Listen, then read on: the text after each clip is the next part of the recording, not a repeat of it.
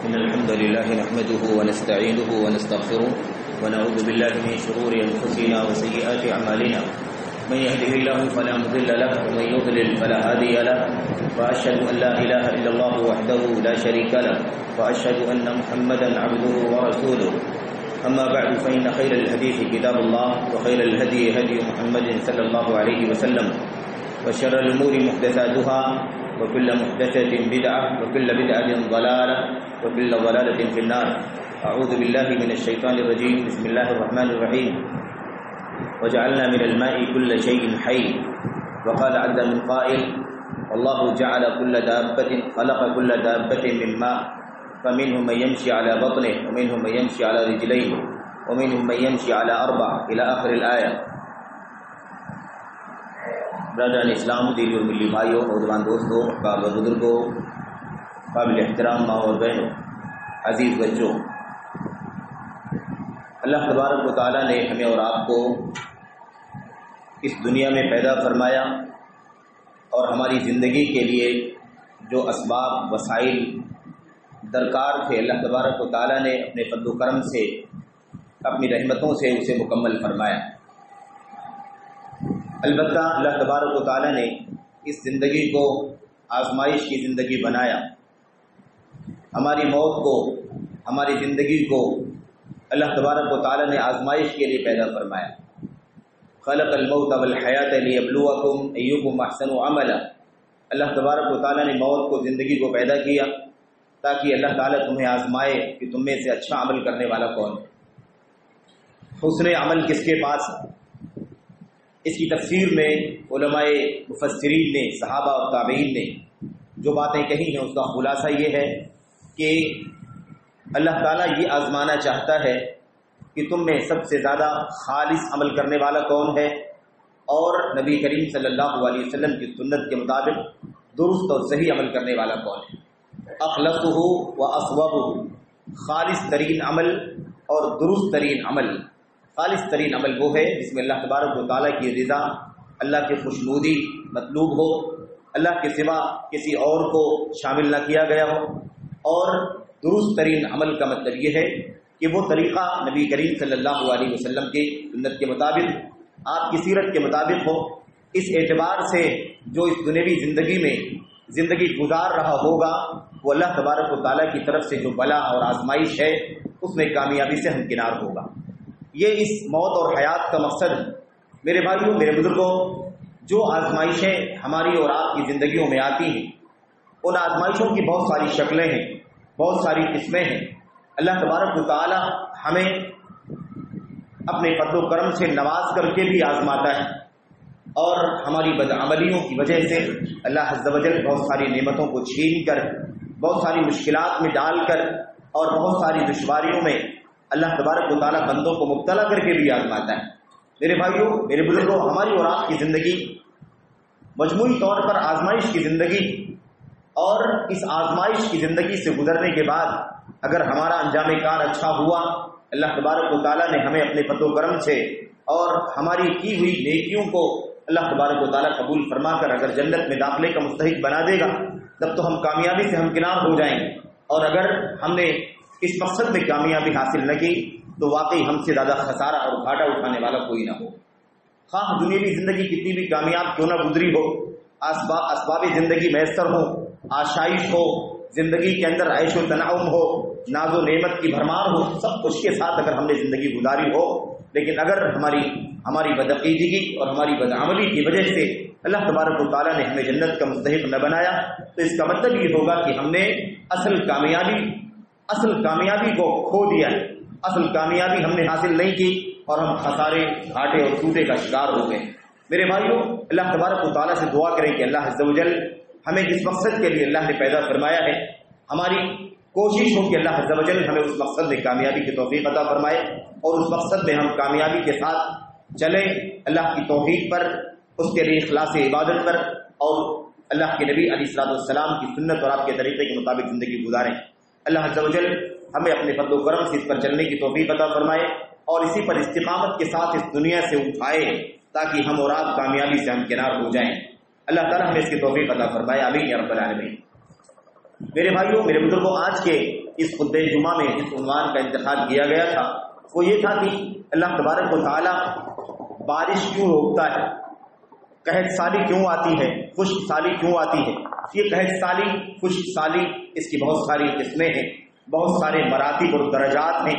بسا اوقات ایسا ہوتا ہے کہ اللہ تبارک و تعالیٰ پورے طور پر خشک سالی ڈال دیتا ہے، قحط ڈال دیتا ہے، اور اس کے بعد ہوتا یہ ہے کہ قطرے قطرے سے پوری آبادی، پورا شہر، پوری بستی محروم ہو جاتی ہے، اور بلک بلک کر کے بچے مرتے ہیں، جانوروں کی موت ہوتی ہے، کھیتیاں خشک ہو جاتی ہیں، اور پوری آبادی موت کے گھاٹ اتر جاتی ہے۔ یہ خشک سالی کا، قحط سالی کا سب سے اونچا حصہ ہے اور سب سے بڑی قحط سالی ہے۔ میرے بھائیوں، اس کے علاوہ اللہ تبارک و تعالیٰ ہمیں اور آپ کو آزمانے کے لیے، ہماری اور آپ کی جانچ پڑتال کے لیے، اللہ تبارک و تعالیٰ ہماری بدعملیوں کے سبب، ہماری بدعملیوں کے نتیجے میں اللہ تبارک و تعالیٰ کچھ وقت کے لیے یا تنبیہ کرنے کے لیے، آزمائش میں ڈالنے کے لیے اللہ تعالیٰ بارش کو کم کر دیتا ہے، بارش کو مؤخر کر دیتا ہے، زمین کے اندر خشکی پیدا ہو جاتی ہے، کھیتی باڑی میں کمی ہو جاتی ہے، اشیاء خوردنی، کھانے پینے کی اشیاء، غلہ جات، دانے، اناج اور پودے، سبزیاں، پھل، ثمرات، میوے، یہ سب کم ہو جاتے ہیں، اور جس کی وجہ سے ہمیں بہت ساری مشکلوں کا اور بہت ساری دشواریوں کا اپنی زندگی میں سامنا کرنا پڑتا ہے۔ تو اس طرح سے بہت سارے مراتب ہیں، بہت سارے درجات ہیں، اور بہت ساری مثالیں اللہ تبارک و تعالیٰ کے کلام میں اور نبی کریم صلی اللہ علیہ وسلم کی سنت میں اس حوالے سے موجود ہیں۔ بہرحال جس کا یہ موقع تو نہیں ہے، لیکن آئیے آج کے خطبہ جمعہ میں قحط سالی کے حوالے سے دو باتیں آپ کے سامنے رکھنی ہیں۔ ایک بات تو یہ ہے کہ اللہ تبارک و تعالیٰ نے ہماری اور آپ کی زندگی میں پانی کو کتنا زیادہ اہم بنایا ہے، پانی کتنی اہمیت کی چیز ہے، یہ کتنی عظیم نعمت ہے، ہم اس کا احساس نہیں کرتے، اس کا شعور ہمارے پاس نہیں ہوتا کہ یہ کتنی قیمتی نعمت ہے۔ جب پانی کی قلت ہوتی ہے، قحط کا سامنا ہوتا ہے، تو وہ پانی جسے ہم بہت ہی زیادہ بے احتیاطی کے ساتھ صرف کرتے ہیں، فضول خرچی کرتے ہیں، اسراف کرتے ہیں اس پانی کے اندر، جب پانی کی قلت ہوتی ہے تو اسی پانی کو ہم زمزم کی طرح سے بڑے احتیاط سے استعمال کرتے ہیں۔ میرے بھائیو، یہ صورتحال ہے۔ ہمیں یہ جو آزمائشیں اللہ کی طرف سے آتی ہیں، اس کے اسباب کیا ہیں، اس کی وجوہات کیا ہیں، اور پانی کی اہمیت کیا ہے انسانی زندگی کے اندر، یہ ساری باتیں، اور پھر اخیر میں اگر اس طرح کی آزمائش کا سامنا ہو جائے تو ہمیں کس انداز سے سوچنا چاہیے، ہماری اور آپ کی ذمہ داری کیا بنتی ہے۔ کیا ہم ٹیکنیکل انداز میں ہی سوچیں اور اس کے اسباب اور وسائل کے سلسلے میں جو دنیا سوچتی ہے اسی اعتبار سے ہم بھی سوچیں، یا پھر ایک مومن کی زندگی میں خشک سالی ہو جائے، پانی کم ہو جائے، غذائی اشیاء خوردنی اور غذا کے اشیاء کم ہو جائیں، تو ہمیں کس طرح سے سوچنا چاہیے؟ ہمیں ایک مومن کی سوچ کے انداز میں سوچنا چاہیے، یا جس طرح سے دنیا کے لوگ سوچتے ہیں کہ گلوبل وارمنگ ہو گئی، گرمی کی شدت ہو گئی، اور بھاپ نہیں بنا اور بھاپ اوپر کی طرف نہیں گیا، اس لیے اس سال پانی کی قلت ہو گئی، اس طرح کی باتیں بہت سارے لوگ کرتے ہیں۔ میرے بھائیوں، آئیے ذرا دیکھیں کہ اللہ کے کلام میں، اللہ کے نبی محمد رسول اللہ صلی اللہ علیہ وسلم کی سنت میں، آپ کے فرمان میں پانی کا کیا مقام ہے۔ پانی کی اہمیت کو سمجھیں تاکہ اللہ تبارک و تعالیٰ کی اس نعمت کی قدر کریں، اسے ضائع نہ کریں۔ فراوانی جب ہوتی ہے، جب پانی کی بہتات ہوتی ہے، تو ہم اس کا اہتمام نہیں کرتے کہ اسے ضرورت کے اعتبار سے استعمال کریں، اسے فضول نہ صرف کریں، اس میں اسراف نہ کریں، اسے بیجا نہ ضائع کریں، بلکہ اسے حسب ضرورت استعمال کریں، کیونکہ اللہ تبارک و تعالیٰ کی نعمت ہے، کثرت سے بھی ہے، فراوانی کی حالت میں بھی ہے، تو بھی اللہ تبارک و تعالیٰ ایک ایک قطرے کا حساب لے گا، ایک ایک دانے کے بارے میں اللہ تبارک و تعالیٰ کے ہاں محاسبہ ہوگا۔ تو ہماری ذمہ داری یہ بنتی ہے کہ پانی کی قلت ہو تب بھی اور پانی کی فراوانی ہو، دونوں صورتوں میں ہم اللہ تبارک و تعالیٰ کی اس نعمت کی اہمیت کو سمجھیں اور اس کی قدر کریں، تاکہ اللہ تبارک و تعالیٰ ہمیں فراوانی میں رکھے، کیونکہ اللہ تبارک و تعالیٰ کا اعلان ہے لئن شکرتم لازیدنکم ولئن کفرتم ان عذابی لشدید۔ اگر تم شکریہ ادا کرو گے تو میں تمہیں اور دوں گا، تمہیں مزید سے نوازوں گا، تمہیں مزید میں تمہیں مزید نعمتوں سے نوازوں گا، اور اگر تم ناشکری کرو گے تو یاد رکھو کہ میرا عذاب، میری پکڑ اور میری گرفت بہت سخت ہے۔ تو اللہ تبارک و تعالیٰ کی اس نعمت کو ہم سمجھیں، اس کی اہمیت کو سمجھیں۔ میرے بھائیوں، میرے بزرگوں، اور پھر اگر قحط سالی کا سامنا ہو جائے پانی کی قلت ہو جائے، اللہ تبارک و تعالیٰ کا فضل ہے، اس کا شکر ادا کریں کہ بارش کی شروعات ہو گئی اور اللہ تبارک و تعالیٰ نے اپنی رحمتوں کی برکھا برسا دی۔ لیکن یہ ہمارا شہر ہے، ہمارے علاقے ہیں جہاں ہم یہ رحمتیں دیکھ رہے ہیں۔ آج بھی بہت سارے ایسے علاقے ہیں جہاں خشک سالی کا سامنا ہے، بارش کے قطرے کے لیے نگاہیں منتظر ہیں، کھیتیوں کا مسئلہ ہے، غلے کے انتظام کا مسئلہ ہے، جانوروں کی زندگی کا مسئلہ ہے، انسانوں کی مشکلات اپنی جگہ پر سب سے بڑے پیمانے پر قائم ہیں۔ تو اللہ تبارک و تعالیٰ سے دعا کریں کہ اللہ تبارک و تعالیٰ ہمیں اپنی رحمتوں سے نوازے، اور جن اسباب کی بنیاد پر یہ آزمائشیں آتی ہیں، پانی کی قلت ہو جاتی ہے، بارش روک لی جاتی ہے، آسمانوں سے قطرے نہیں اترتے اور خشکی ہو جاتی ہے، زمین سنگلا اور بالکل ہی چٹیل میدان کی طرح سے سخت ہو جاتی ہے۔ میرے بھائیوں، ایسے حالات میں ہماری کیا ذمہ داری بنتی ہے؟ اس پر بھی انشاءاللہ تبارک و تعالیٰ دو چار باتیں میں اپنے آپ کو اور آپ حضرات کے سامنے عرض کروں گا۔ اللہ سے دعا کریں کہ اللہ تعالیٰ ہمیں عمل کرنے کی توفیق عطا فرمائے اور ان پہلوؤں پر ہمیشہ غور کرنے کی توفیق عطا فرمائے۔ ایسا نہیں ہو کہ جب مشکلات کا سامنا ہو جائے اور دشواری آ جائے، قحط سالی آ جائے، پانی خشک ہو جائے، آسمان سے قطرے نہ اترے اور ہر طرح کی مشکلات کا سامنا ہو جائے تو ہم اللہ تبارک و تعالیٰ کے سامنے بلبلانا شروع کر دیں۔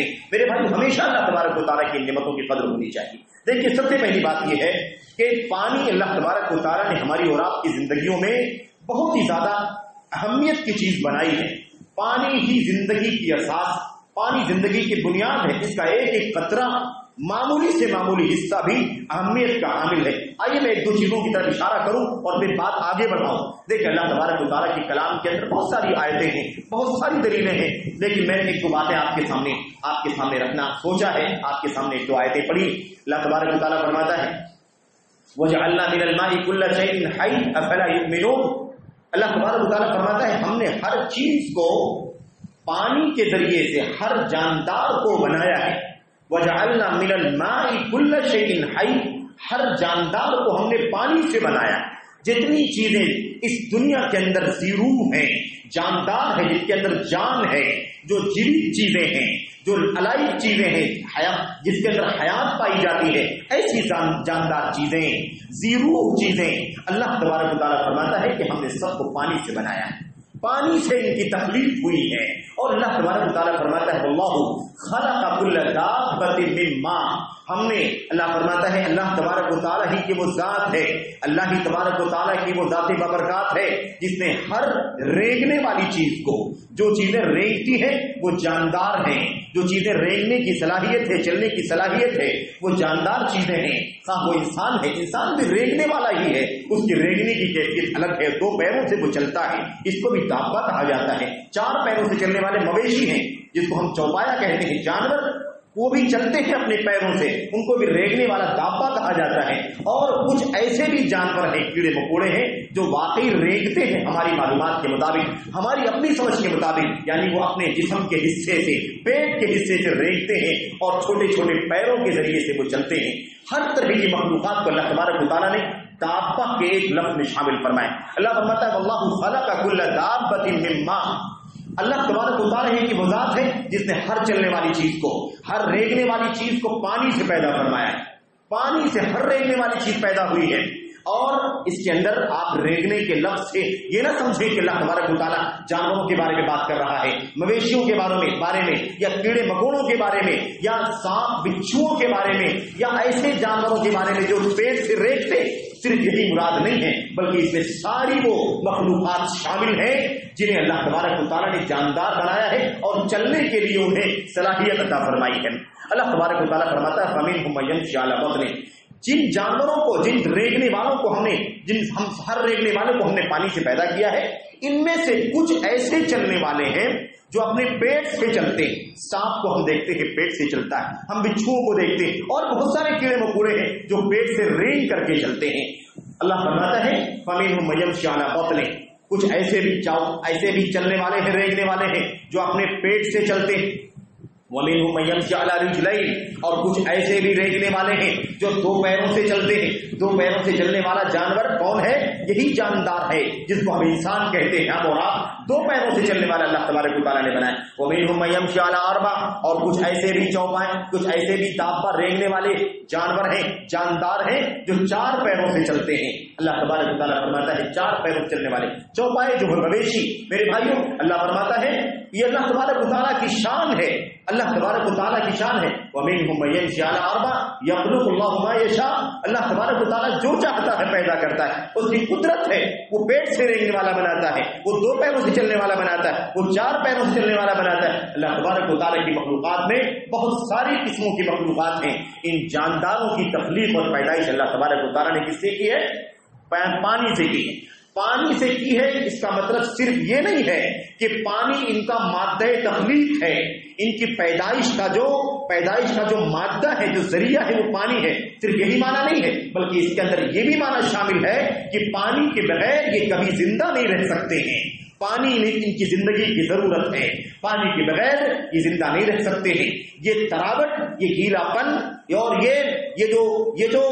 یہ جو گیلا پن پایا جاتا ہے، جس کی وجہ سے ہمارے جسم کے پرزے، ہمارے دل، دماغ اور اندر کے اعضاء یہ سب جو چل رہے ہیں یہ تراوٹ کی بنیاد پر چل رہے ہیں، یہ سب پانی کے ذریعے سے زندہ ہیں میرے بھائیوں، ورنہ پانی خشک ہو جاتا ہے تو انسان فوری طور پر ختم ہو جاتا ہے، موت کے گھاٹ اتر جاتا ہے۔ اسی لیے آپ دیکھیں کہ بچہ اپنی پیدائش سے پہلے جنین جب ہوتا ہے اپنی ماں کے پیٹ میں پرورش پاتا ہے، اگر پانی اس کے اندر کم ہو جاتا ہے، ماں کے پیٹ میں پانی کی قلت ہو جاتی ہے، خشکی آ جاتی ہے تو بچے کی جان کا خطرہ ہو جایا کرتا ہے۔ یہ سارے معنی اس کے اندر شامل ہیں۔ اللہ تبارک و تعالیٰ فرماتا ہے واللہ خلق کل دابۃ من ماء، اللہ تبارک و تعالیٰ نے ہر ریگنے والے کو، ہر چلنے والے کو پانی سے پیدا فرمایا۔ میرے بھائیوں یہ بہت بڑی نعمت ہے، اور یاد رکھو دنیا کی کوئی طاقت پانی کا انتظام نہیں کر سکتی۔ پانی کے ذریعے سے اللہ نے ہر مخلوق کو پیدا کیا ہے، اور پانی کا انتظام کرنا، پانی کو پیدا کرنا، پانی کو انسانی زندگی اور حیوانات، مویشیوں اور چرند پرند کے علاوہ جتنے بھی کیڑے مکوڑے ہیں اللہ تبارک و تعالیٰ ہی ان کے لیے پانی کا انتظام کرتا ہے۔ اللہ تبارک و تعالیٰ فرماتا ہے قل ان اصبح ماؤکم غورا فمن یاتیکم بماء معین، غور کر لو، دیکھ لو، اگر اللہ تبارک و تعالیٰ یہ پانی جسے تم استعمال کرتے ہو، جو زمین کی سطح پر تمہیں پانی دکھائی دیتا ہے نہروں کی شکل میں یا ندیوں کی شکل میں یا پھر زمین کی تہوں کے اندر پانی فراہم کیا ہے اللہ تبارک و تعالیٰ نے، جسے ہم مختلف آلات اور مشینوں کے ذریعے سے نکال کر کے اپنے پینے کے لیے اور دیگر ضروریات کے لیے، مویشیوں کو پلانے کے لیے، کھیتیوں کو سیراب کرنے کے لیے استعمال کرتے ہیں۔ اللہ فرماتا ہے غور کر لو کہ اگر اللہ تبارک و تعالیٰ اس پانی کو زمین کی حد درجہ گہرائی میں ڈال دے، 2000 4000 10,000 فٹ کی گہرائی کے اندر ڈال دے، تو فمن یاتیکم بماء معین، تو چشمے کی شکل میں تمہارے لیے پانی کا انتظام کون کر سکتا ہے؟ میرے بھائیوں آج ہمارے پاس مشینیں ہیں، آلات سے، وسائل ہے، اللہ کے فضل و کرم سے ہم 200 400 600 800 فٹ نیچے جا کر کے پانی نکال سکتے، نکال لیتے۔ یہ اللہ فرماتا ہے اگر اللہ نے اسے بہت زیادہ گہرائی میں ڈال دیا، غوراً حد درجہ گہرائی میں ڈال دیا، جہاں تک پہنچنے کے لیے کوئی وسیلہ نہیں ہے، کوئی مشینری آلات اور ذرائع نہیں ہے، فمن یاتیکم بماء معین، تو تمہارے لیے بہتا ہوا پانی، جاری پانی کون لا کر کے تمہیں دے دے گا؟ کون سی طاقت ہے جو تمہارے لیے پانی کا انتظام کر سکے گی؟ اللہ تبارک و تعالیٰ نے اپنے کلام کے اندر بہت ساری جگہوں پر اس بات کا تذکرہ فرمایا ہے۔ بہرحال میرے بھائیوں ہمیں صرف یہ سمجھنا ہے کہ پانی بڑا اہم ہے۔ اور آپ کو ایک بات اور بتاؤں، اللہ کے کلام کی، اللہ تبارک و تعالیٰ کے دین کے حوالے سے ہم نے یہ بات جان رکھی ہے، مختلف احادیث کے اندر مختلف انداز کی باتیں آئی ہوئی۔ کہیں قیامت کے دن بندے سے سب سے پہلا جو سوال کیا جائے گا اس کے بارے میں اللہ کے نبی نے فرمایا کہ نماز کے بارے میں سوال ہوگا۔ کہیں اللہ کے نبی نے فرمایا صلی اللہ علیہ وسلم نے کہ انسان سے سب سے پہلا سوال جو قیامت کے دن کیا جائے گا وہ جان کے خون کے بارے میں کیا جائے گا۔ کہیں اللہ کے نبی علیہ السلام نے فرمایا کہ اللہ تبارک و تعالیٰ بندے سے سب سے پہلا سوال قیامت کے دن جو پوچھے گا، کرے گا، وہ سوال اس کی اپنی روزی کے بارے میں ہوگا، اس کی اپنی غذا کے بارے میں ہوگا، اس کے اپنے کھانے کے بارے میں ہوگا، یعنی اللہ تبارک و تعالیٰ کی عطا کرتا نعمتوں کے بارے میں سوال ہوگا۔ اول ما يحاسب به العبد يوم القيامه الصلاة، کہیں اللہ کے نبی نے فرمایا اول ما يسأل عنه العبد يوم القيامه في الدماء، سب سے پہلے بندے سے نماز کے بارے میں سوال ہوگا۔ کہیں فرمایا خون کے بارے میں ہوگا۔ ایک حدیث آج میں آپ کے سامنے پڑھنے جا رہا ہوں جو آپ نے سنا بھی ہوگا اس سے پہلے، اللہ کے نبی علیہ السلام نے فرمایا اول ما يسأل به العبد يوم القيامه ان يقال له، سب سے پہلے قیامت کے دن بندے سے جو سوال کیا جائے گا وہ یہ سوال ہوگا کہ اللہ تبارک و تعالیٰ پوچھے گا الم نصحلک جسمک ونرویک من الماء البارد، بندے یہ بتا کہ تو نے 50 60 70 سال 100 سال کی زندگی گزاری، اس سے لمبی زندگی تو نے گزاری ہے، الم نصحح لک جسمک، کیا ہم نے تجھے صحت مند جسم نہیں دیا تھا؟ صحت مند جسم، تندرستی ہم نے نہیں دی تھی۔ میرے بھائیوں، آج جب ہم تندرستی کی حالت میں ہوتے، صحت مند ہوتے ہیں، تو اللہ تبارک و تعالیٰ کی صحت کی نعمت کو فراموش کر دیتے ہیں، اللہ تبارک و تعالیٰ کے غضب کو دعوت دینے والے، اللہ کی ناراضگی کے کاموں میں صرف کرتے ہیں، دنیا میں روئے زمین پر بغاوت کرتے ہیں، اللہ تبارک و تعالیٰ کی عبادت سے، اس کی بندگی سے سرتابی کرتے ہیں، اسے غضبناک کرنے والی چیزوں میں اپنے آپ کو ملوث کرتے ہیں۔ آج ہماری صورتحال یہ ہو گئی ہے، اللہ تبارک و تعالیٰ اس صحت مند جسم کے بارے میں پوچھے گا، اس نعمت کے بارے میں پوچھے گا، اور اس کے بارے میں اللہ کے نبی نے فرمایا تھا، بندہ جس چیز میں سب سے زیادہ دھوکے میں ہے، خسارے میں ہے، دیوالیے پن کا شکار ہے، ان میں سے ایک چیز ہے اللہ تبارک و تعالیٰ نے اسے صحت عطا فرمائی ہے، صحت سے نوازا ہے، اس صحت کی قدر نہیں کرتا ہے، لیکن کل جب اس کی صحت خراب ہو جائے گی، وہ مریض ہو جائے گا یا وہ عمر دراز ہو جائے گا، جب اس کی صحت ختم ہو جائے گی، وہ مجبور پریشان ہو جائے گا، جب وہ سجدے کے لیے سر جھکانے کی کوشش کرے گا، لیکن اس کی صحت اس طرح نہیں ہوگی کہ وہ سجدہ کر سکے، اور اس وقت اس کی چاہت ہوگی، اس وقت وہ حسرت کرے گا، افسوس کرے گا کہ کاش آج اگر مجھے سجدہ کرنے کی طاقت ہوتی تو اللہ میں تیری بارگاہ میں سجدہ ریز ہو جاتا، تیری بندگی کرتا، لیکن اللہ تبارک و تعالیٰ کہتا ہے تجھے میں نے صحت مند جسم دیا تھا، تجھے طاقت تھی، قوت تھی، تو رکوع سجدے کر سکتا تھا، تو قیام کر سکتا تھا، تو اللہ تبارک و تعالیٰ کی بندگی کے سارے کام کر سکتا تھا، لیکن تو نے اس کی قدر نہیں کی، اور آج تو حضرت افسوس کرتا ہے۔ اللہ تعالیٰ قیامت کے دن پوچھے گا، الم نصحح لک جسمک، کیا میں نے تجھے صحت مند جسم نہیں دیا تھا؟ اور الم نرویک من الماء البارد، بندے سوال کا جواب دے، غور کر کہ کیا میں نے تجھے اپنی لمبی زندگی میں نے تجھے ٹھنڈے پانی سے سیراب نہیں کیا تھا؟ ٹھنڈے پانی کی سیرابی، ٹھنڈا پانی کتنا عظیم ہے اللہ تبارک و تعالیٰ، کتنی بڑی نعمت ہے یہ میرے بھائیوں۔ گرمیوں کے دنوں کو یاد کرو، سخت گرمی کی تپش کو یاد کرو، سورج کی تمادت کو یاد کرو، اور سوچو کہ اس وقت ایک گھونٹ ٹھنڈے پانی کی کتنی قیمت ہوا کرتی ہے۔ اللہ تعالیٰ قیمت پوچھے گا، اس قیمتی نعمت کے بارے میں قیامت کے دن سوال کرے گا، الم نصحح لک جسمک ونرویک من الماء البارد، کیا میں نے تجھے صحت مند جسم نہیں دیا تھا؟ کیا میں نے تجھے ٹھنڈے پانی سے سیراب نہیں کیا تھا؟ یاد کر اس نعمت کو، یہ پانی بڑا قیمتی ہے، یہ پانی کی نعمت بڑی عظیم نعمت ہے میرے بھائیوں، اس کی قدر کرو، اور اس کی بہت ساری مثالیں موجود ہیں میرے بھائیوں، اور میں آپ کو کیا بتاؤں، مثالیں بہت ساری ہیں۔ اللہ کے نبی علیہ السلام نے اپنی حدیثوں میں پانی کی معمولی مقدار کو مثال کی شکل میں پیش کیا ہے، اور بہت ساری باتیں ہیں۔ ایک بات آپ کے سامنے ذکر کروں میں، حضرت موسیٰ علیہ السلام اور حضرت خضر علیہ السلام، ان دونوں کے واقعے کو قرآن کریم نے بیان فرمایا ہے سورہ کہف کے اندر، اور اللہ کے نبی کی حدیثوں میں صحیح بخاری اور دیگر کتابوں کے اندر بھی نقل کیا گیا ہے۔ اس حوالے سے ایک چھوٹی سی بات ذکر کرتا ہوں، جب حضرت موسیٰ علیہ السلام کو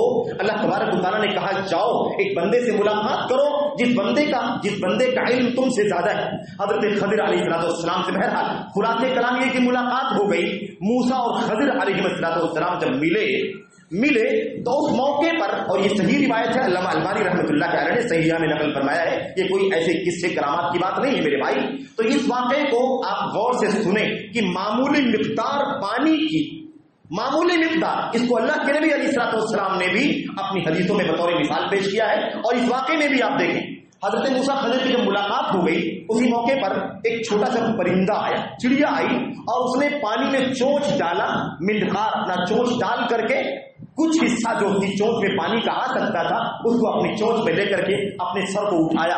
یہ منظر موسیٰ اور خضر علیہ السلام دونوں دیکھ رہے تھے۔ خضر علیہ السلام نے موسیٰ علیہ السلام کو مخاطب کر کے فرمایا کہ موسیٰ، کیا تم دیکھ رہے ہو، کیا تم جانتے ہو کہ یہ پرندہ ہم سے کیا کہہ رہا ہے؟ کیونکہ اس وقت موسیٰ اور خضر کے علاوہ کوئی نہیں تھا، ان کے سامنے ہی واقعہ پیش آیا تھا۔ موسیٰ اور خضر نے موسیٰ علیہ السلام سے مخاطب ہو کر کے خضر نے کہا، یہ بتاؤ موسیٰ کہ کیا تم جانتے ہو کہ یہ پرندہ ہم دونوں سے کیا کہہ رہا ہے؟ موسیٰ نے کہا، وَمَاذَا يَقُولُ، الطَّائِرُ، یہ پرندہ کیا کہتا ہے ہمیں نہیں معلوم، آپ بتائیے کیا کہتا ہے۔ اس موسیٰ علیہ حضرت خضر نے کہا، یہ پرندہ جس نے ابھی اپنی چونچ کو پانی میں ڈال کر کے اپنی چونچ سے پانی نکالا ہے، یہ ہم سے یہ کہہ رہا ہے کہ میرا علم اور تمہارا علم اللہ تبارک و تعالیٰ کے علم کے بالمقابل ایسے ہی ہے جیسے دنیا کے سارے پانی کے بالمقابل اس کے چونچ میں آنے والا پانی. چونچ میں پوری دنیا میں کتنا پانی اللہ تبارک و تعالیٰ نے رکھا ہے، اس میں سے ایک قطرہ پانی اس پرندے نے اپنی چونچ سے نکالا ہے. ہم لوگوں کا علم، میرا اور موسیٰ تمہارا علم بالکل ایسے ہی ہے جیسے دنیا کے سارے پانی میں صرف اتنی سی مقدار پانی کا، جو پانی کی مقدار جو چونچ میں لی گئی ہے، ساری دنیا کا پانی اللہ تبارک و تعالیٰ کے علم کی طرح سے ہے، اور ہم لوگوں کا علم اس پرندے کی چونچ میں آنے والے پانی کے بالمقابل کے برابر ہے. میرے بھائیوں، یہاں بتانا یہ ہے کہ نبیوں نے پانی کو بہت اہم جگہوں پر بطور مثال پیش کیا، اور معمولی مقدار ثابت کرنے کے لیے پانی کو مثال کی شکل میں پیش کیا، اور اس طرح کی بہت ساری باتیں موجود ہیں. میرے بھائیوں، میں عرض کرنا چاہتا ہوں کہ پانی بہت قیمتی ہے، بہت اہم ہے، لیکن یہ پانی کی نعمت جس کے ذریعے سے ہماری اور آپ کی زندگی جس پر ہماری اور آپ کی زندگی کا دار و مدار، میرے بھائیوں، یہ پانی اللہ تبارک و تعالیٰ کم کر دیتا ہے، خشکسالی کر دیتا ہے، اللہ تعالیٰ چھین لیتا ہے. اس کے پیچھے اسباب کیا ہوتے ہیں، محرکات کیا ہوتے ہیں اس کے پیچھے؟ دراصل اس کے پیچھے جو اسباب ہوتے ہیں، اس کا جو مجموعی طور پر خلاصہ ہے وہ یہ ہے کہ ہماری بدعملی کی وجہ سے، ہمارے گناہوں کی وجہ سے، ہماری سرتابی کی وجہ سے، ہماری بدعقیدگی کی وجہ سے، ہماری بدسلوکی اور بدکرداری کی وجہ سے، اللہ تبارک و تعالیٰ کی دین اور اس کی شریعت کی مخالفت کی وجہ سے اللہ تبارک و تعالیٰ کی طرف سے اس آزمائش کا ہمیں سامنا کرنا پڑتا ہے. ایک بات اور واضح کرنا چاہتا ہوں، جب پانی کم برستا ہے کسی بھی علاقے میں تو ہم لوگ یا ہر علاقے کے لوگ کیا کہتے ہیں، اس سال بارش کم ہوئی، اس سال بارش کم ہوئی ہے. ہم سب بولتے ہیں، ہم سب اس کے ملوث ہیں، کوئی اس سے الگ نہیں، اس سال بارش کم ہوئی ہے. دیکھیے، ایک بات یہ ہے کہ اس سال بارش کم ہوئی ہے، اور ایک بات یہ ہے کہ ہم کہیں کہ اس سال ہمارے علاقے میں بارش کم ہوئی ہے، یہاں بارش کم اتری ہے، پانی کے قطرے کم گرے. ان دونوں تعبیروں میں فرق ہے. اس کی وجہ یہ ہے کہ اللہ تبارک و تعالیٰ کا جو نظام ہے وہ یہ ہے کہ اللہ تبارک و تعالیٰ کبھی بھی جو بارش یا جو پانی دنیا میں اتارتا ہے اس میں کمی نہیں کرتا ہے. ہر سال اتنی ہی بارش ہوتی ہے جتنی بارش اللہ تبارک و تعالیٰ کے علم کے مطابق اس کے بندوں کے لیے ضروری ہے. بارش میں کبھی کمی نہیں ہوتی. اللہ کے نبی علیہ السلام کی حدیث صحیحہ کے اندر موجود ہے، اللہ کے نبی نے فرمایا ما من عام اقل مطرا من عام، یا ما من عام اکثر مطرا من عام. کوئی بھی سال کسی سال سے بارش کے حساب سے زیادہ نہیں ہوتا، اور کوئی سال کسی سال سے بارش کے حساب سے کم نہیں ہوتا. ہر سال بارش برابر ہوتی ہے. بارش میں پانی میں کبھی قلت نہیں ہوتی ہے. اصل مسئلہ یہ ہوتا ہے جو اصل ہمیں سمجھنا ہے. بارش کی قلت اگر ہمارے یہاں ہو گئی، یا فلاں علاقے میں ہو گئی، فلاں ملک میں قلت ہو گئی، فلاں صوبے اور فلاں ریاست میں کمی ہو گئی بارش کی، تو اس کا مطلب کیا ہوتا ہے؟ اس کا مطلب اللہ کے نبی نے فرمایا صلی اللہ علیہ وسلم نے ولیکن اللہ سبحانہ وتعالی یصرفہ عما یشاء. اللہ تبارک و تعالیٰ بارش اتنی ہی برساتا ہے جتنی ہر سال برساتا ہے. بارش میں کبھی نہیں ہوتی کہ کوئی سال کسی سال سے بارش کسی سال سے بارش زیادہ نہیں ہوتی، اور کسی سال سے بارش کم نہیں ہوتی. ہر سال بارش برابر ہوتی. بارش اتنی ہی اترتی، پانی زمین کو اتنا ہی آتا ہے جتنا اللہ تبارک و تعالیٰ کے علم کے مطابق بندوں کے لیے ضروری. لیکن مسئلہ کیا ہوتا ہے؟ ہماری بدعملی کی وجہ سے، ہماری بدعقیدگی کی وجہ سے، ہمارے گناہوں کی وجہ سے، ہماری معاصی کی وجہ سے اللہ تبارک و تعالیٰ ہمیں اس سے محروم کر دیتا ہے اور اسے دوسری طرف پھیر دیتا ہے. اگر دوسری طرف اللہ کے نیک بندے ہیں تو وہاں پھیر دیتا ہے، اور اگر دوسری طرف بھی اللہ کے نیک بندے کم ہیں تو اللہ تبارک و تعالیٰ اسے ایسی جگہ پھیر دیتا ہے جو چٹیل میدان ہیں، جو سنگلاخ جگہیں ہیں، جو چٹانیں ہیں، جو پہاڑ ہیں، جہاں کا پانی ہمارے کام میں نہیں آ سکتا ہے. ایسا سلوک اللہ تبارک و تعالیٰ کی طرف سے ہوتا ہے. تو ایک قاعدہ کلیہ ہمیں یہ جان لینا ہے کہ پانی کبھی کم نہیں ہوتا. اللہ کے نبی علیہ السلام کی حدیث بتلاتی ہے. یہ حدیث موقوف روایت ہے، صحابی رسول کا اثر ہے، لیکن یہ ایسی بات ہے جو اپنی عقل سے، اپنے دماغ سے نہیں کہی جا سکتی. یہ قیاس کا مسئلہ نہیں ہے، یہ رائے کا مسئلہ نہیں ہے، یہ لازمی طور پر نبی کریم صلی اللہ علیہ وسلم کی ہدایات اور تعلیمات کے مطابق ہے. میرے بھائیوں، تو اصل مسئلہ یہ ہے کہ پانی کی قلت جو ہوئی ہے ہمارے علاقے میں وہ ہماری بدعملی کی وجہ سے ہوئی ہے، ہمارے گناہوں کی وجہ سے ہوئی ہے، ہماری معصیات کی وجہ سے ہوئی ہے، ہماری دین مخالفت کی وجہ سے ہوئی ہے. ہے، ہماری حرام کاریوں کی وجہ سے ہوئی ہے۔ یہ مجموعی جواب ہے اس کا کہ پانی کم کیوں ہو جاتا ہے، غلے کی پیداوار کم کیوں ہو جاتی ہے، بارش کیوں کم اترتی ہے ہمارے علاقے میں یا کسی علاقے اور کسی بستی میں، اس کا ایک مجموعی جواب، اس کا ایک جنرل جواب یہ ہے کہ ہماری بدعملی کی وجہ سے، ہماری بدکرداری کی وجہ سے، ہمارے گناہوں کی وجہ سے اللہ تبارک و تعالیٰ اپنی اس بارش کی برکھا کو، اس رحمت کو ہم سے چھین کر کے دوسروں کے علاقے میں ڈال دیتا ہے۔ میرے بھائیوں، یہ عام جواب ہے۔ خاص جواب اس کا کیا ہے؟ مجموعی طور پر اس جواب کے بعد اللہ کے نبی محمد رسول اللہ صلی اللہ علیہ وسلم کے حدیثوں میں اس کے بنیادی اسباب بتائے گئے ہیں۔ خاص اسباب جس کی وجہ سے قحط سالی آتی ہے، خاص اسباب جس کی وجہ سے بارش نہیں برستی ہے یا بارش کم ہو جاتی ہے، پانی کی نعمت اللہ تبارک و تعالیٰ ہم سے چھین لیتا ہے، اس کے بہت سارے اسباب ہیں۔ میرے بھائیوں، اس کا ایک بنیادی سبب جو ہے وہ ہے روئے زمین پر ہمارا اور آپ کا تکبر کرنا، غرور کرنا، گھمنڈ کرنا اور اکڑ کر کے اترا کر کے چلنا۔ اس کی کوئی بھی وجہ ہو سکتی ہے، کوئی اپنے عہدہ و منصب پر تکبر کر رہا ہو، کوئی دولت پر تکبر کر رہا ہو، کوئی اپنے خاندان اور اپنے سرکل کی بنیاد پر تکبر کر رہا ہو، کسی بھی وجہ سے دنیا کے اندر کبر ہو رہا ہو، عقل پن موجود ہو، انانیت ہو، اترانا ہو، اللہ تبارک و تعالیٰ اس کی وجہ سے بارش اس بستی میں کم کر دیتا ہے، اس علاقے میں کم کر دیتا ہے۔ آپ ایک چیز اور جان لیں، اللہ تبارک و تعالیٰ کا نظام یہ بھی ہے کہ اللہ تعالیٰ کچھ لوگوں کی وجہ سے، کچھ خاص لوگوں کی وجہ سے سارے لوگوں کو اپنے عذاب میں مبتلا نہیں کرتا۔ یہ اللہ تعالیٰ کا نظام ہے، لیکن اس نظام میں یہ نظام بھی شامل ہے اللہ کے نبی علیہ السلام کی حدیثوں کی روشنی میں کہ یہ اس وقت ہوتا ہے جب کچھ لوگ گناہ کرنے والے، چند لوگ گناہ کرنے والے ہوں، تب یہ صورتحال ہوتی ہے کہ اللہ تبارک و تعالیٰ ان چند گنہگاروں کی وجہ سے پوری کی پوری بستی کو، سارے عوام کو اپنے عذاب کی لپیٹ میں نہیں لیتا۔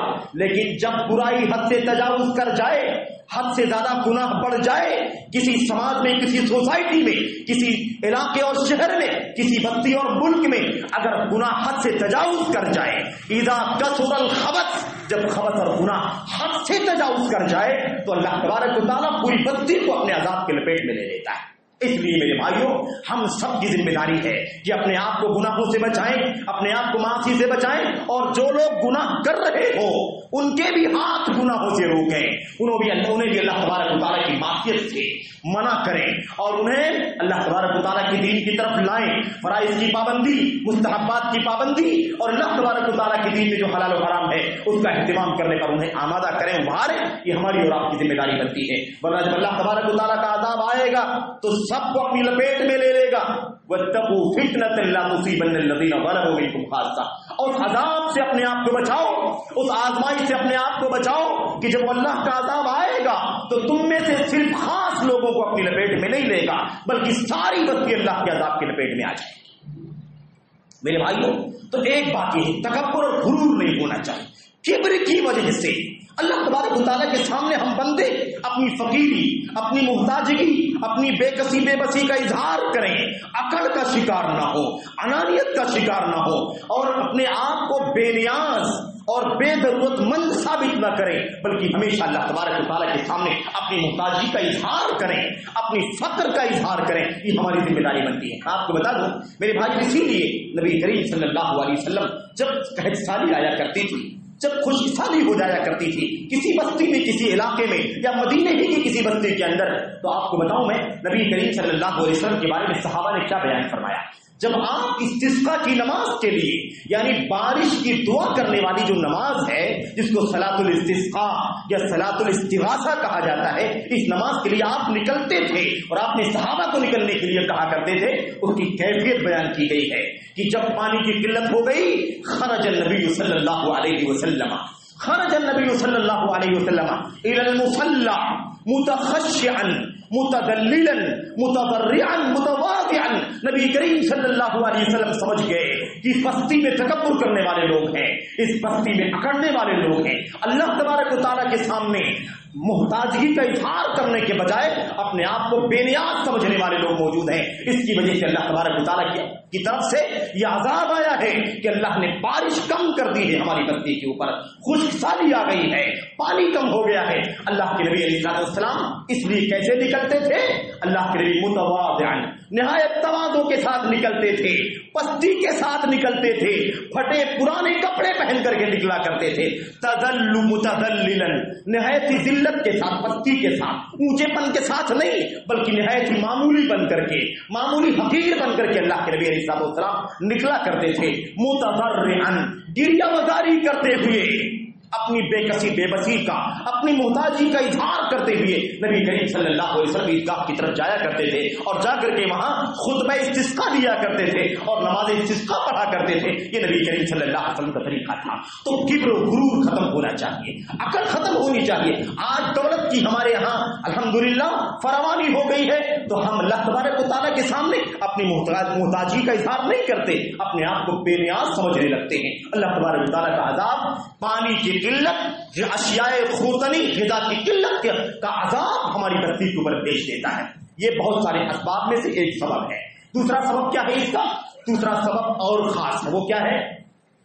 وہ ہے میرے بھائیوں، کاروبار میں ہم لوگ جو ناپ تول میں کمی کرتے ہیں، ہم ڈانڈیاں مارتے ہیں، زیادہ کمانے کی فکر میں رہتے ہیں، جلدی بینک بیلنس کرنے کی لالچ میں رہتے ہیں، اس کی وجہ سے اللہ کا خاص طور پر قحط سالی کا عذاب آتا ہے۔ اللہ کھانے پینے کی غذا کم کر دیتا ہے، پانی کم کر دیتا ہے، اور اللہ تبارک و تعالیٰ ہمارے اوپر سنی یعنی قحط سالی مسلط کر دیتا ہے۔ اس حوالے سے سنن ابن ماجہ رحمۃ اللہ علیہ کی کتاب میں ابن سنن کے اندر حدیث موجود ہے۔ نبی کریم صلی اللہ علیہ وسلم نے فرمایا، میرے بھائیوں، اللہ کے نبی نے فرمایا وَلَمْ يَنْقُصُوا الْمِكْيَالَ وَالْمِيزَانَ إِلَّا أُخِذُوا بِالسِّنِينِ وَشِدَّةِ الْمَؤُونَةِ وَجَوْرِ السُّلْطَانِ عَلَيْهِمْ۔ اللہ کے نبی نے فرمایا، جس کسی بستی کے اندر یہ گناہ ہوتا ہے، جس کسی بستی کے لوگ اس گناہ میں ملوث ہوتے ہیں، کس گناہ کے اندر؟ اللہ کے نبی نے فرمایا، اللہ اکبر، کیا گناہ ہے وہ؟ وَلَمْ يَنْقُصُوا الْمِكْيَالَ وَالْمِيزَانَ، ناپ تول میں کمی کرتے ہیں، ناپنے والی چیزوں کو کم ناپتے ہیں، دینے میں کم لینے میں زیادہ، وزن کرنے والی چیزوں میں دینے کے لیے کم اور لینے کے لیے زیادہ۔ اللہ تبارک و تعالیٰ اللہ کے نبی علیہ السلام فرماتے ہیں الا اخذوا بالسنین، ایسی حرکت کرنے والے، ناپ تول میں کمی کرنے والے، ڈانڈیاں مارنے والے، خیانت کرنے والے، اخذوا بالسنین، قحط سالی کی گرفت میں لے لیے جاتے ہیں۔ قحط سالی پکڑ لیتی ہے اللہ تبارک و تعالیٰ کی طرف سے، اللہ کی طرف سے پانی کے قطرے نہیں اترتے۔ اللہ تبارک و تعالیٰ انہیں بیلنس کرنا چاہتے ہیں نا، وہ حرام طریقوں سے بیلنس کرنا چاہتے ہیں، ڈانڈیاں مار کے خیانت کر کے بیلنس کرنا چاہتے ہیں۔ اللہ تبارک و تعالیٰ انہیں ایسی سزا دیتا ہے جس کا کوئی علاج ان کے پاس نہیں ہوتا ہے۔ ہمارے پاس پیسوں کی بہتات ہو، مال کی فراوانی ہو، بینکوں کے اندر ہمارے پاس مال موجود ہو، ہمارے پاس کیش موجود ہو، ہمارے پاس دولت کے انبار ہو، مجھے بتاؤ اگر اللہ تبارک و تعالیٰ بارش کے قطرے روک لے، پانی کے قطرے سے ہمیں محروم کر دے، دنیا کی کون سی طاقت ہے جو اس پیسے کے ذریعے سے پانی کے قطرے فراہم کر دے گی؟ میرے بھائیو، اللہ تبارک و تعالیٰ کا نظام ایسا ہے کہ اللہ کی ربوبیت سے نکل نہیں سکتے، اس کے سامنے اپنی بندگی، اپنی محتاجگی سے خارج نہیں ہو سکتے۔ ہم زندگی کے ظاہری اسباب کو نہ سمجھے بلکہ اللہ تبارک و تعالیٰ کے سامنے اپنی محتاجگی کا، اپنے فقر و فاقے کا اور اپنی بندگی کا اظہار کریں کہ اللہ تو نے دیا ہے لیکن پھر بھی تیری ہی محتاج ہے، تیرے ہی دیے سے ملا ہے، تیرے ہی نوازنے سے ملا ہے، ایک پل کے لیے بھی تیری رحمتوں سے ہم بے نیاز نہیں ہو سکتے ہیں۔ اس کا اظہار ہونا چاہیے۔ تو جس بستی کے اندر ناپ تول میں کمی کی جائے گی، اس بستی کو اللہ تبارک و تعالیٰ قحط سالی کے عذاب میں گرفتار کر لے گا۔ وشدت المعونہ، کھانے پینے کی غذا، کھانے پینے کی اشیاء بہت کم ہو جائے گی، بہت سختی ہو جائے گی، بڑی مشکل ہو جائے گی، کھانے پینے کی غذا فراہم نہیں، کہاں سے کھائیں گے؟ یہ کھانا پینا اللہ روک لے تو مجھے بتاؤ کہ موت کے گھاٹ اترنے کے سوا ہمارے پاس کیا راستہ باقی ہے؟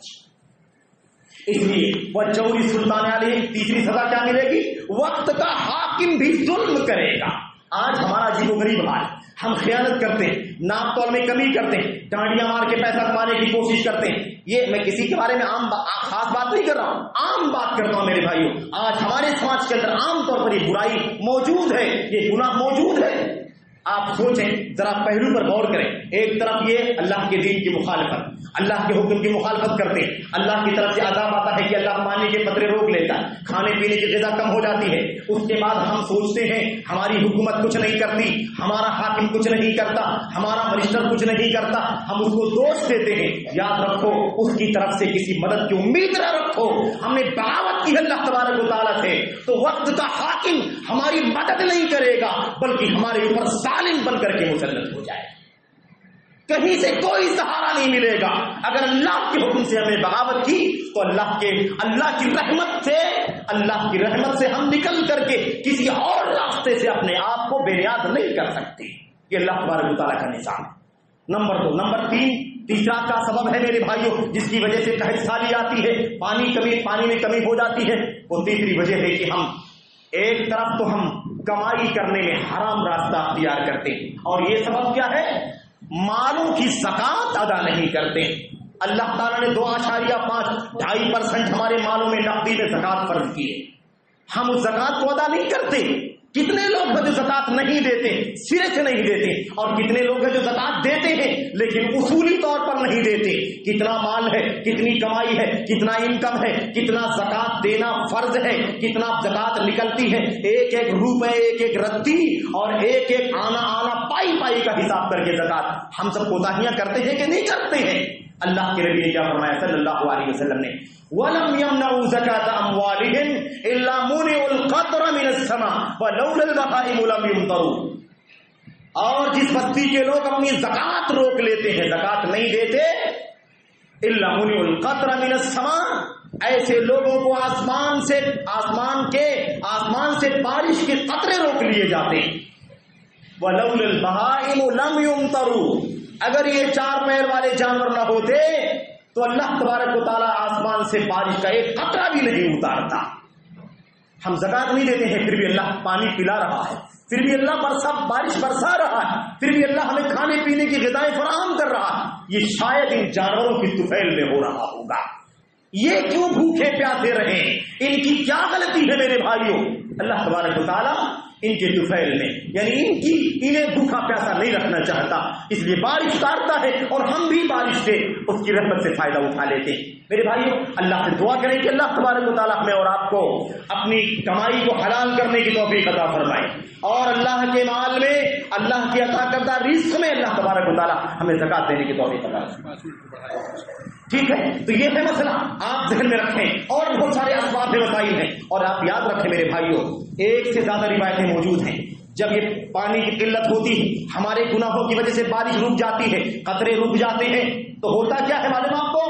اس کی وجہ سے خشک سالی پیدا ہوتی ہے. یہ کیڑے مکوڑے, اور صحابہ کرام نے, اپنے عباس اور دیگر صحابہ نے بیان کیا ہے کہ زمین کی تہوں میں جو کیڑے مکوڑے ہوا کرتے ہیں, جو بچھو ہوا کرتے ہیں, اور جو دیگر جانور ہوا کرتے ہیں, وہ بھی پانی کی قلت کی وجہ سے پریشان ہوتے ہیں. اور پریشان جب ہوتے ہیں تو انسانوں پر, بنی آدم پر لعنت کرتے ہیں. لعنت ہو آدم کی اولاد پر, ان کے گناہوں کی وجہ سے ہمیں بھی بھوکا پیاسا رہنا پڑتا ہے. اس قدر ہمارے گناہوں کی لعنتیں اور اس کے عذاب اور اس کی سزائیں متعدی ہوتی ہیں. ہمیں نہیں, زمین کے اوپر رکھنے والے جانور نہیں, بلکہ زمین کی سطح کے اندر رکھنے والے, اس کی تہوں میں رکھنے والے جانور بھی پریشان ہوتے ہیں اور بنی آدم کے اوپر لعنت کرتے ہیں. میرے بھائیوں ہمارے گناہوں کی نحوست کہاں جاتی ہے؟ میرے بھائی بہت ساری باتیں. بہرحال اللہ تبارک و تعالیٰ سے دعا کریں کہ اللہ تعالیٰ ہمیں پہلے اپنی ان پہلوؤں سے اصلاح کرنے کی توفیق عطا فرمائے. بعد میں ٹیکنیکل سوچیں ہم کہ بارش کیوں نہیں ہوئی, کیا گرمی پیدا ہوئی پچھلے سال, اس سال, اور مصنوعی بارش اور وغیرہ, یہ سب چیزیں بات کی ہے میرے بھائیوں. یہ اللہ تبارک و تعالیٰ کے حکم کے بغیر نہیں ہو سکتی. اصل مسئلہ یہ ہے کہ جہاں مرض ہے وہاں علاج کریں. علاج کیا ہے اس کا؟ علاج اس کا یہ ہے کہ ہم اپنی اصلاح کریں, اپنی اصلاح کر لیں. آئیے اس کی اصلاح کی کیا شکلیں ہیں, علاج کی کیا شکلیں ہیں, بارش کیسے برسے گی, قحط سالی کیسے دور ہوگی, اللہ کی رحمت بارش کی کیسے ہمیں ملے گی, اس کا راستہ کیا ہے؟ اس کا راستہ یہ ہے کہ ہم اپنے گناہوں سے اپنے آپ کو بچائیں. اللہ تبارک و تعالیٰ کے سامنے گناہوں سے توبہ کریں, اللہ سے بخشش مانگیں, گریہ وزاری کریں, اپنی حالت کی اصلاح کریں, تب اللہ تبارک و تعالیٰ کی طرف سے رحمتوں کی برکھا ہو. میرے بھائی اللہ تبارک و تعالیٰ سے بخشش مانگنا اللہ تبارک و تعالیٰ کی جناب میں توبہ کرنا اس کا بنیادی حل ہے، اس کے بغیر کوئی مسئلہ نہیں ہے، حل ہو سکتا ہے۔ حضرت نوح علیہ السلام کی واقع اللہ تبارک و تعالیٰ نے کیا فرمایا؟ فَقُلْتُ اسْتَغْفِرُوا رَبَّكُمْ إِنَّهُ كَانَ غَفَّارًا يُرْسِلِ السَّمَاءَ عَلَيْكُمْ مِدْرَارًا وَيُمْدِدْكُمْ بِأَمْوَالٍ وَبَنِينَ وَيَجْعَلْ لَكُمْ جَنَّاتٍ وَيَجْعَلْ لَكُمْ أَنْهَارًا۔ اللہ تبارک و تعالیٰ نے کیا فرمایا؟ فَقُلْتُ حضرت نوح علیہ السلام کی زبانی ارشاد فرمایا، میں نے اپنی قوم کے لوگوں سے کیا کہا؟ استغفروا ربکم، اے میری قوم کے لوگوں اللہ تبارک و تعالیٰ سے بخشش مانگو، اپنے گناہوں سے توبہ کرو، اپنے گناہوں سے مغفرت کا سوال کرو اللہ تبارک و تعالیٰ سے، استغفار کرو، استغفار سے مسئلے حل ہوتے، بخشش مانگنے سے اللہ تبارک و تعالیٰ کی رحمتیں آتی ہیں، اس کا عذاب ٹلتا ہے۔ فَقُلْتُ اسْتَغْفِرُوا رَبَّكُمْ إِنَّهُ كَانَ غَفَّارًا، اللہ سے بخشش مانگو، اللہ بخشنے والا ہے۔ یورسل السماء علیکم مدرارا، اللہ سے بخشش مانگو گے اللہ تمہیں بخش دے گا، تم پر رحم فرمائے گا، اللہ تبارک و تعالیٰ کی طرف سے آسمان سے بارش کی قطریں اترنا شروع ہو جائیں گی۔ یورسل السماء علیکم مدرارا، موسلا دھار بارش شروع ہو جائے گی آسمان سے۔ وَيُمْدِدْكُمْ بِأَمْوَالٍ، اور اللہ تبارک و تعالیٰ تمہیں بہت سارے مال سے نوازے گا، بِأَمْوَالٍ وَبَنِينَ، اولاد سے نوازے گا۔ قحط سالی کی وجہ سے مال تباہ ہو گئے تھے، خشک سالی کی وجہ سے اولاد کی موت ہو گئی تھی، اللہ سے استغفار کرو، توبہ کرو، اللہ سے معافی مانگو، اللہ تبارک و تعالیٰ تمہارے اوپر آسمانوں سے بارش نازل فرمائے گا، موسلا دھار بارش، اور اللہ تعالیٰ تمہارے مال اور تمہاری اولاد کو مزید عطا فرما دے گا۔ یہ اللہ تبارک و تعالیٰ کا وعدہ ہے۔ تو استغفار کرنا ہے، اپنے گناہوں کی بخشش مانگو، مغفرت طلب کرو، توبہ کرو، اللہ تبارک و تعالیٰ سے معافی مانگو، انشاءاللہ تبارک و تعالیٰ آسمانوں سے برکات پر بارش اور اللہ تبارک و تعالیٰ کی رحمت نازل ہونے لگی۔ نمبر 1۔ نمبر 2، اللہ تبارک و تعالیٰ کی رحمت پانے کے لیے، اللہ کی رحمتوں میں رہنے کے لیے، دنیا میں آخرت میں کامیاب زندگی گزارنے کے لیے اپنے آپ کو نیک اور متقی بنا کر کے رکھو، تقوی شعاروں کی زندگی گزارو، اللہ کی عبادت بندگی، اللہ کے حقوق، بندوں کے حقوق کو نبھاؤ، حرام سے اپنے آپ کو بچاؤ اور اللہ کے دین اور تعلیمات کے مطابق زندگی گزارو۔ اس کے ذریعے سے اللہ تبارک و تعالیٰ تمہیں اپنی رحمتوں سے نوازے گا۔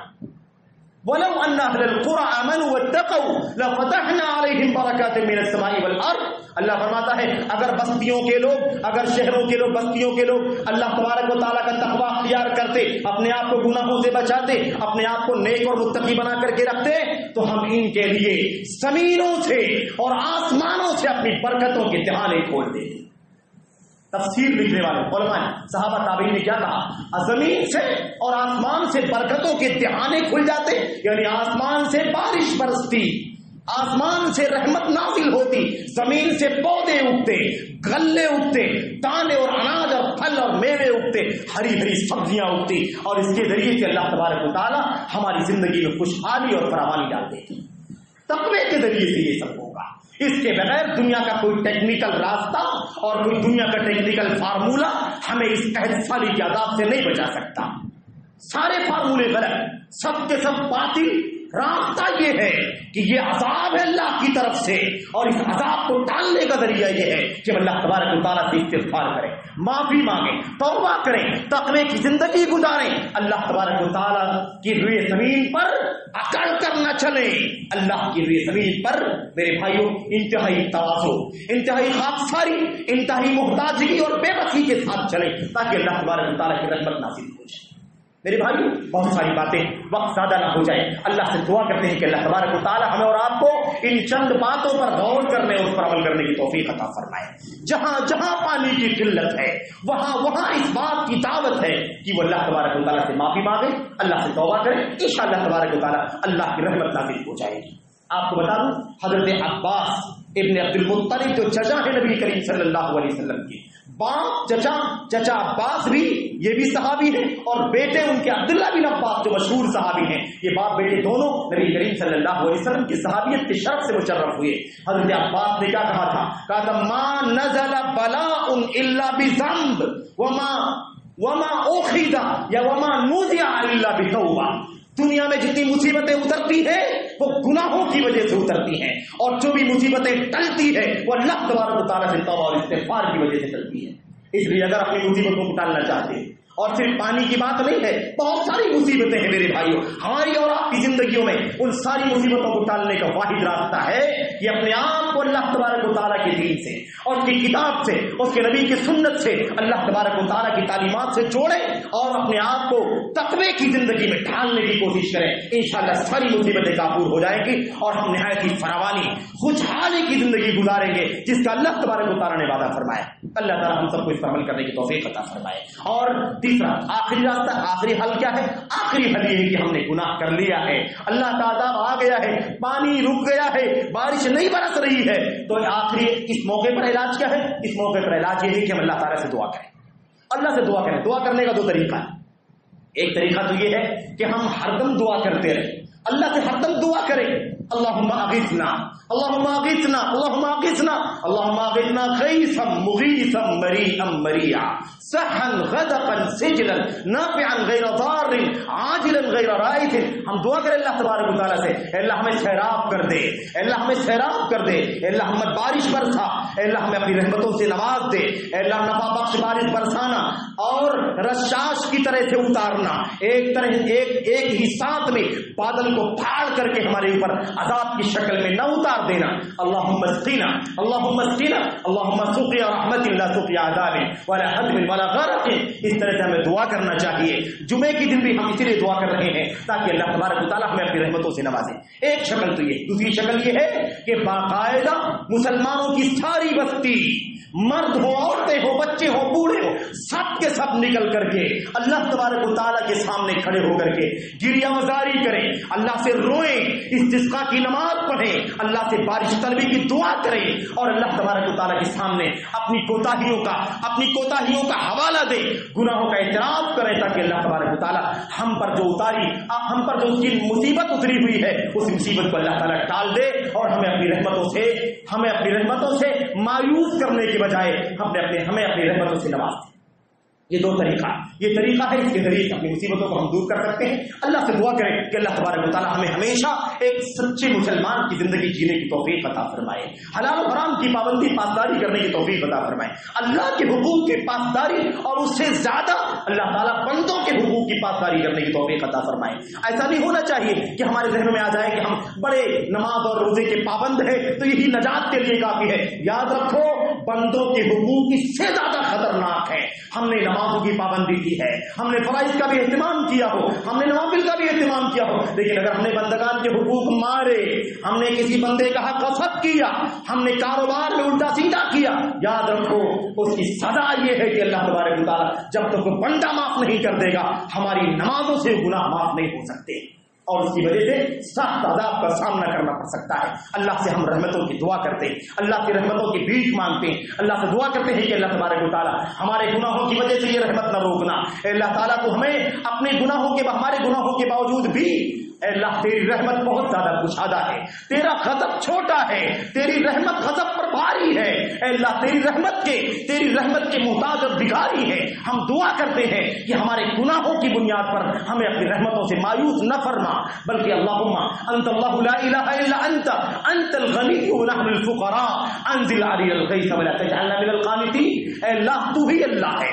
تیرے سوا کوئی اللہ نہیں ہے، اور اے اللہ تو ہی مالدار ہے، ہم سب کے تو فقیر اور محتاج ہیں۔ اے اللہ ہم دعا کرتے ہیں کہ تو ہم پر اپنی رحمت نازل فرما دے، اپنی بارش سے نواز دے ہمیں محتاجوں میں سے، اور ہمیں مایوس اور نا امید لوگوں میں سے نہ بنا۔ ہمیں دعا کرنے کی ضرورت ہے، اللہ سے دعا کرتے ہیں کہ اللہ تعالیٰ ہمیں اور آپ کو نیک عمل کرنے کی اور سچے عقیدے اور اخلاص پر جینے کی توفیق عطا فرمائے۔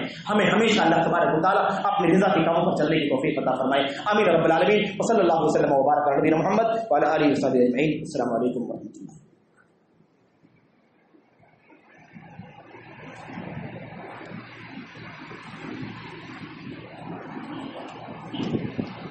الحمد لله نحمده ونستعينه ونستغفره اللهم صل على محمد وعلى ال محمد كما صليت على ابراهيم وعلى ال ابراهيم انك حميد مجيد اللهم بارك على محمد وعلى ال محمد كما باركت على ابراهيم وعلى ال ابراهيم في العالمين انك حميد مجيد سبحان ربك رب العزة عما يصفون والسلام على المرسلين والحمد لله رب العالمين۔